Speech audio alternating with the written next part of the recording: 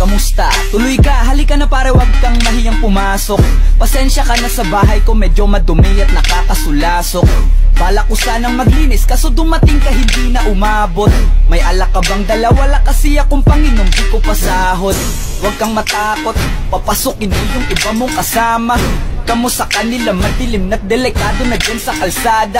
Ako ang bahala sa kanila, hindi sila mapapahamak. Paupuin mo sila sa sofa, tapos paikutin mo yung dala mong alak. Isarado mo ang pinto, may gagawin ako. Huwag kayong aalis sa kwarto, may kukunin lang ako. Kailangan pagbalik ko ay nandiyan dyan pa rin kayo. Kasi hindi lang kayo ang tao, mamaya may bisita rin ako.